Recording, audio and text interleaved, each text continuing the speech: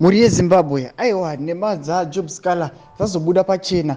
Nhema dzaJob Sikhala dzasimudza masuspicions kuti Job Sikhala ambopindwa nemweya wei. Job Sikhala ati right here. Noti mazuva akapfuura unoona kuti Job Sikhala achipinzwa mainterviews achibvunzwa nemajournalist anotaura kumashoko okuti vanhu veTCC kunyange naNelson Chamisa havana kana kumbopa any cent kana any kind kufamily yake paanga ari muusungwa, havana kana kuzomboya kuzombomuona.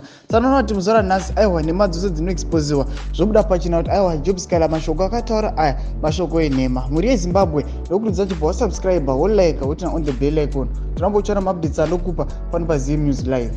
Saka tinoona kuti vanhu vazhinji vanoratidza kuti chikwadi vanochiziva uye vanhu vazhinji vanhu vese vanoda vaNelson Chamisa. Unoona kuti vanhu vabva vamhanya ndobva vakanda evidence yemapictures, vanhu vachidonata, vanhu vachipa food kufamily yaJob Sikhala. Saka unoona kuti panouya patwitter handle na Gift Ostalosizib achiti not only that chief, we accompanied President Chamisa several times to the Chi town house during the campaign. Motorcade was diverted to pass there and even gave the family dollars, and the wife knows it. After the presidential dinner, I personally was sent to deliver groceries there.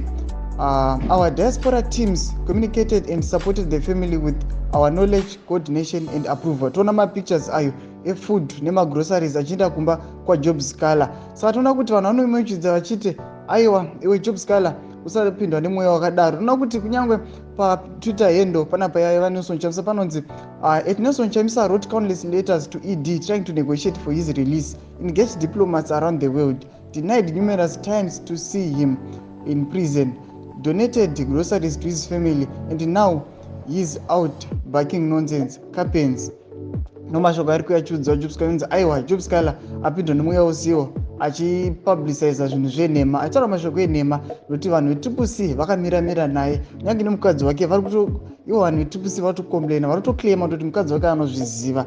Kunyange vaNelson Chamisa vaitombonyora maletters kuna ED kuti aiwa muburitse murilise musungwa. Saka muri yeZimbabwe tiuzive munoti kudii pamusoro penyaya ipi. Nemucomment section medu mutidze mafungiro enyu kuti Job Sikhala ari kuzama kudepicta picture ipi, position yake ndeipi.